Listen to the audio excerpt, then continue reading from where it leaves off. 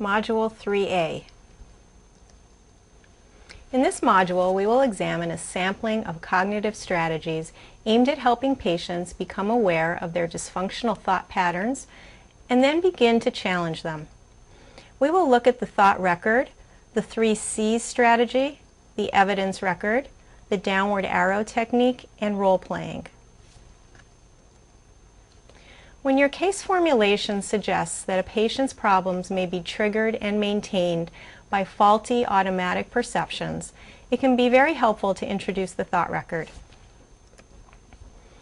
It is helpful to introduce the thought record by reminding patients about the interrelationships between cognitions, their behaviors, and their emotions. A thought record can help patients begin to identify distorted, unhelpful thought patterns and behavior. It is helpful to review common distortions with your patients. I often give patients a list of common distortions and review them in session, or ask them to review the list for homework and identify the distortions that they tend to make regularly. For example, jumping to conclusions, overgeneralizing, either-or thinking, or black and white thinking. Selective attention to the negative, disqualifying the positive. Predicting the future in overly negative directions. Emotional reasoning, which is drawing conclusions from your emotional experience. For example, I am afraid, so this must be dangerous. Personalizing or drawing negative conclusions from an event that may have other meanings. Making should statements, which suggest unreasonable imperatives. For example, I should always be perfect. Catastrophizing, which is drawing erroneous conclusions that involve exaggerated negative outcomes. Mind reading, or making inferences about another person's thoughts or feelings without sufficient evidence. In using a thought record, we ask patients to monitor the triggering situation, the distressing emotion, and the thought or belief that may be contributing to their distress. For example, on this thought record, the first example completed by a depressed patient involves a situation where the patient is trying to do a thought record and cannot think of an example. She feels discouraged, depressed, and hopeless, with a severity rating of 9 out of 10. She identifies her automatic thoughts to be, I should be able to find many situations for a thought record, and if I can't find one, then I'm a hopeless case, and I'm never going to get any better. The job of the therapist is to help the patient recognize that she is making a thought error, such as overgeneralizing. Once the patient identifies that her thought is possibly distorted, you can encourage her to ask the following questions to challenge the distortions. What's the evidence that this thought is true? What's another way to look at this situation? Even if the negative thought is true, how bad are the consequences, and can I cope with this? In this thought record example, the patient responds or answers the prompt questions by saying, I have no absolute evidence to support the idea that I will never get better or that I am hopeless. And this is only the first time that I am trying this thought record.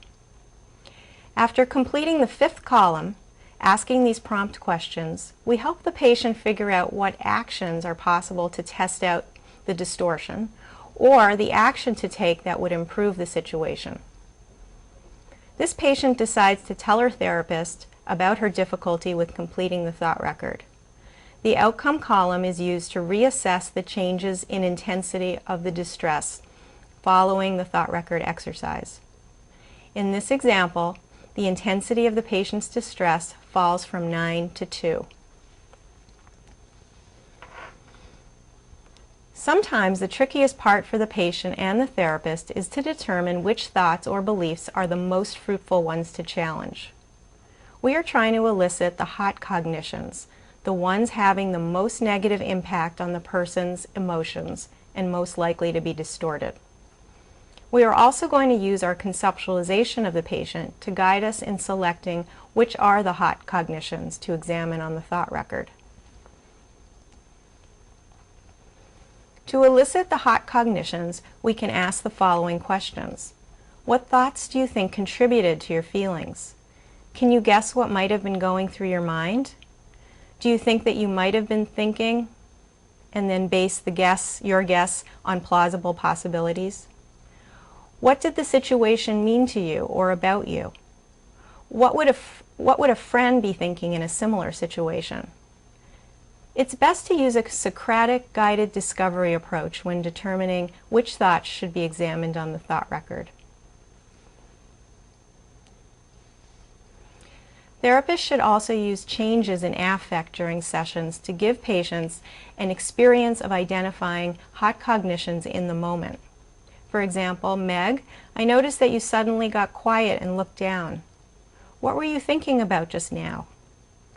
Remember, we are trying to help patients get better at connecting their thoughts to their emotions and their behaviors. The thought record can be a valuable tool to help patients notice their distorted and unhelpful thoughts or beliefs. In trying to identify the hot cognition, we want to help the patient extract the essence of the distortion, which will be the most useful thought for analysis. Relevant automatic thoughts are usually associated with higher distress ratings compared to innocuous thoughts. In addition to prompting the patient for their thoughts and beliefs, we attempt to help them specify the embedded meanings in their thoughts. In other words, narratives do not always clearly highlight the basic meaning behind the words. For example, in this slide, we can see the difference between the initial expressions and the likely embedded meanings. For example, I guess I was wondering if she likes me may really mean she doesn't like me. I couldn't get myself to start studying may really mean I can't do this, I'm not smart enough. It is helpful to encourage patients to put thoughts in the form of statements, which more likely reflect the embedded meaning. For example, I won't be able to stand it if he yells at me, rather than, can I stand it if he leaves? Statements are much more easily challenged and more closely resemble the patient's distorted core beliefs and assumptions, which contribute to their distress.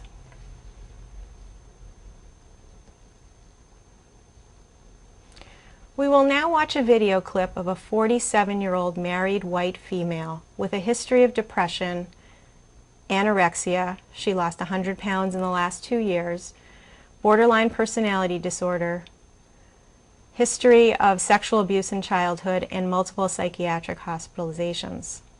In this session, the patient is introduced to the thought record to help her more regularly use her more accurate and wise mind. She is introduced to the process of noticing and then challenging her distortions. In this session, she discusses an upcoming family barbecue that is triggering a barrage of worried thoughts, which are leading to food restriction. So Parker, you've been saying that you've been feeling really anxious about this upcoming barbecue, this family barbecue. That might really be a good situation for us to examine on our thought record. Maybe we can try to take a look at whether the thoughts, the things that are going on in your mind are contributing to your anxiety. Okay. Would we like to do that? Yeah, we can Okay, try. great. So let me give you this thought record. Pick up a pen. Okay, so you said the triggering situation is this upcoming barbecue. And how has that been making you feel? Fearful and anxious. Okay. And on a scale of 0 to 10, how intense are these anxious feelings? 8. About an 8? Okay.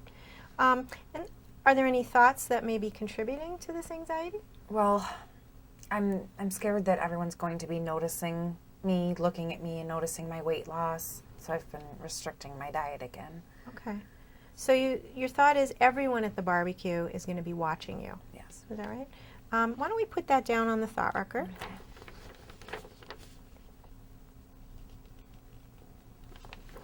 And then do you notice in the next column we're prompted to ask if whether or not there's an actual cognitive error or a distortion, like jumping to conclusions. Do you think you might be jumping to conclusions? I don't know yet. Exactly. You don't know yet because it hasn't really happened, right?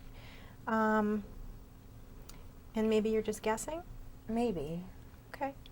Now, who do you think would be watching you? Well, my husband and the hostess of the party, my cousin, they're the two people who know about my eating disorder. Okay. And how many people do you think will totally be at the barbecue? Maybe probably right around 30. About 30 people? Okay, so you're saying 2 out of the 30 will likely be noticing you. Remember when you said that everybody would be watching you? So let's try and go into the next column where it does prompt us to ask the question, do I have 100% evidence that this thought is true? Yeah, Do you think you do? I guess not. No. No. And does this in any way alter the way that you might feel approaching this barbecue? Yeah, I feel a bit better. A bit better. Okay. So maybe it makes sense for us to look at other thoughts that you may be having, and then we can see if there's a lot of evidence to support it or not. Okay. The session continues with Socratic questioning to help elicit thoughts that are contributing to excessive anxiety. The process includes identifying and listing possible faulty assumptions to later challenge for validity. So Parker, you were saying that only a few people may really be noticing you at the barbecue. What do you imagine that they would actually be thinking? Well, besides my husband, I think that they would notice and know that I definitely have a eating disorder and that I'm totally messed up. Messed up? Well, yeah, because, I have an eating disorder and they know that I've had psychiatric issues in the past, and because of that, they'll think that I'm a total loser. Okay, so let me see if I understand. Because you have had psychiatric issues in the past and you're now struggling with an eating disorder, that means you're a complete failure and loser. Yes, a loser, a failure, a defective human being. So it makes sense if you believe all those things that you would be extremely anxious approaching the barbecue. But maybe we can take one worried thought at a time and put it down on our thought record, and then we can evaluate and see if they're valid thoughts or if they're accurate. Okay. Okay. We teach our patients to consider the thought record as a tool to help chisel away at the large, seemingly impenetrable boulder of distortion. With continued challenging of her thoughts on her thought record, our patient becomes less certain about her original beliefs. This is the chipping away process. The patient can begin to entertain the possibility that others may not always see her as unacceptable. In the next clip, she begins to open up to examining another way to view her psychiatric illness. So, we've been looking at a whole barrage of worried thoughts that you have about this upcoming barbecue next weekend. And the main point that we've been looking at is whether or not having psychiatric issues, having an eating disorder, implies that you're 100% of a failure. Right. Well, I do have problems. Okay, is that thought 100% accurate? I guess not 100%. Okay, so you don't have 100% evidence that that thought is true. No, not Okay. 100%. Okay, and why isn't it true? What wouldn't make it true? Well, I'm a decent wife. Okay, and any other redeeming qualities? I'm a good friend. I care about people. Okay, I agree. So would there be any other more broad way for us to look at who you are? Another way to describe yourself? Okay. All right. I do have an eating disorder and I do have some psychiatric issues, but I am a good friend, a loving person, and a good wife. Okay. And do you imagine other people would see you that way? It's possible. Okay.